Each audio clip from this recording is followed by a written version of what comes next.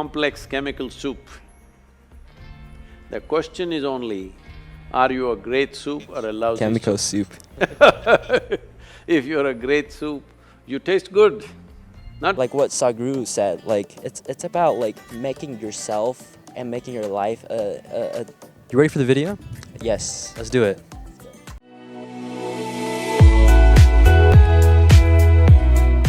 Conscious practice.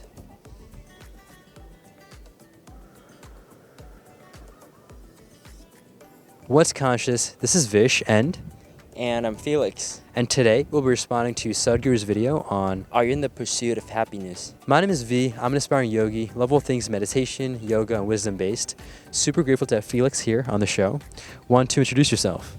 Hi Vish, so I'm Felix. I'm an international student from Taiwan and I study business here at UT. Well, thanks for being here, Felix. Have you heard of a guy named Sadhguru before?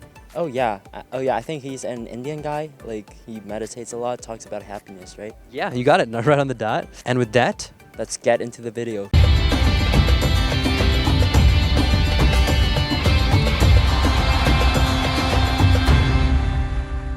Now, we are thinking of happiness like it's some kind of a commodity or some kind of an attainment. No, when your life comes to ease, when you come to ease, happiness is a natural consequence. Coming to ease, what does it mean? There are many ways to look at this. Well, because I should not say look inward, you already put a condition on me. So, is it true that today, even medically we know, every human experience has a chemical basis to it? So what you call as peace is one kind of chemistry, happiness is another kind of chemistry, joy is another kind of chemistry, misery is another kind of chemistry, agony is one kind of chemistry, ecstasy is another kind of chemistry. Every human experience has a chemical basis to it. Or in other words, you are a very complex chemical soup. The question is only, are you a great soup or a lousy Chemical soup. If you're a great soup, you taste good, not for somebody, for yourself. When you taste very good That's so for true. yourself, if you sit That's so here, true. if you feel extremely pleasant within yourself because the soup is great, then people say you are happy. If you become very, very pleasant, people will say you're joyful. If you become super pleasant, people will say you're ecstatic. So, to make it very simple and understandable for most people, your chemistry needs to be altered. There's a whole technology with which we can create the kind of chemistry that you want. If I teach you how to create a blissful chemistry within yourself, your very chemistry is blissful and you will be blissful. When you're blissful, you will no more be in pursuit of happiness. That is the biggest mistake, that we are in pursuit of happiness. Your life has to become an expression of joy. When your life is an expression of your experience, then what you do, what you do not do will not determine the quality of your life. How you are within yourself will determine the quality of your life. I'm sorry, once again I use the word within, but chemistry is not within, it is still outside of you. But if you know how to make the right soup, then being joyful is not an issue, it's a natural consequence of that. So, we can teach you a technology, we can teach you a methodology with which you will know how to stir the right kind of soup within you. This is what I'm calling as inner engineering, that you engineer your chemistry in such a way that it's blissful by its own nature, not because of something. If you think you're going to squeeze happiness out of something or somebody, you will be disappointed because nothing will yield anything unless you have a chemistry of blissfulness within you. So Felix, what's your first impression after watching this video? Well, I always love how like Sadhguru he talks about things that are kind of like in such an artistic way, in a way that it's easy to understand and it's easy to grasp that like what he's trying to like convey. So I love that. Yeah, that's a great point you bring up, and I agree with you. It's very interesting. It is, I would say, not really connected by with everyone, because some people will say, oh, he's not answering the question directly, which I could kind of see, but I agree with what you're saying. He tends to be very artistic, and even like what people would consider talking around, I would consider more of like a lot of these deep questions, right? I don't think a one-word answer will do a justice to that question, right? So what he does is instead is give you stories or give you analogies. That way you can get it at a deeper level. Like, oh, I see what he's saying. Would you agree with that? Yes, absolutely. I think I actually have a question for you. Like he talks about like he wants to refrain from like speaking of like going inner of your body. Like what does that mean, and why does he want to keep it like outwards? Great question. So I think that was just more of a contextual thing. So I think the question guy that asked him the question, he just said, don't tell me within. Because usually that's what he says all the time. Otherwise, no, it is within, ultimately. He just was trying not to talk about it because the guy that asked the question said, without saying going inwards, how would you answer the question? Yeah, got it. That makes more sense. Yeah. So let me ask you this, actually. This would be some interesting follow-up questions on happiness itself. Is happiness a choice? I think it depends. And On what? it depends on you yourself, but at the same time, people around you.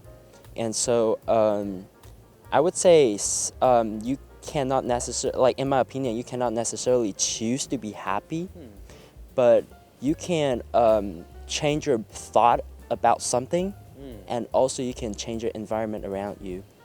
And So you could indirectly choose happiness, not directly?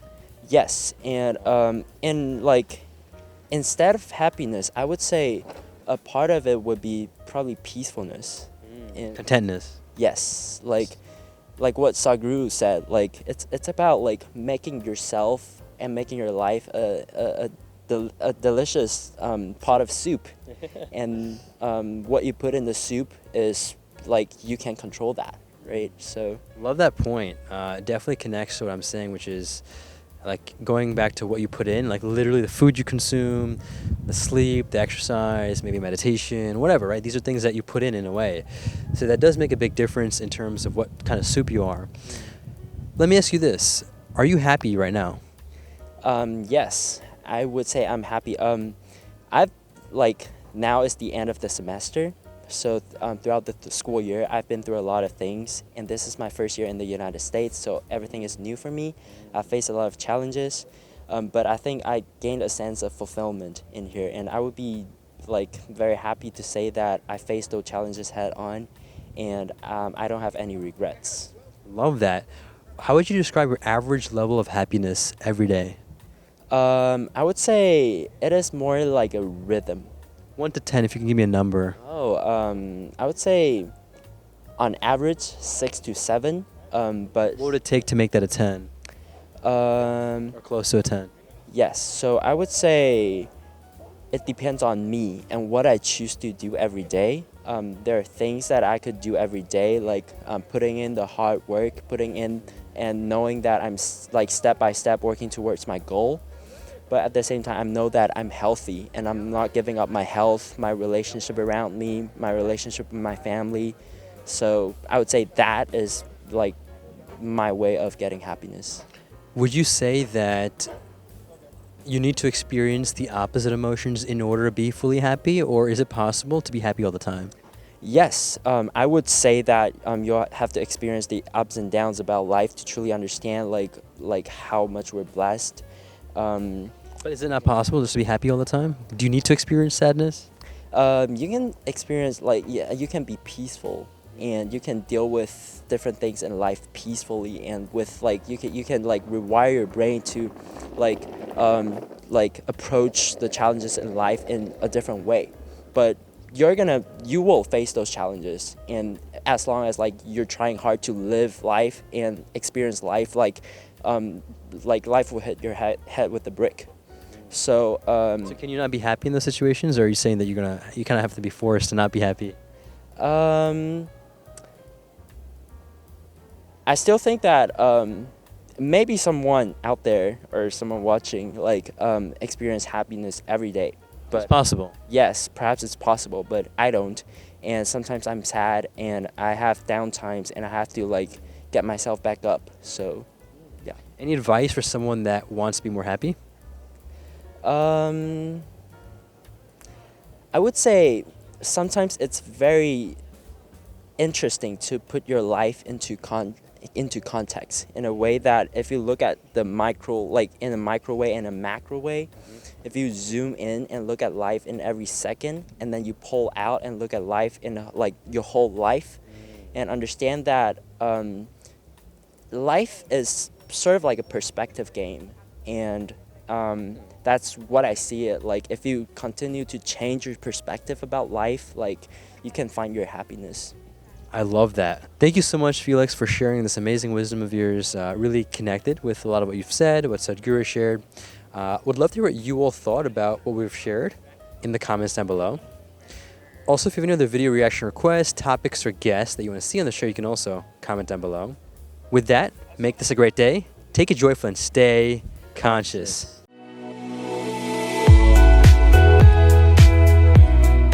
You did awesome. Thank you so much, Felix. Thank you. Great.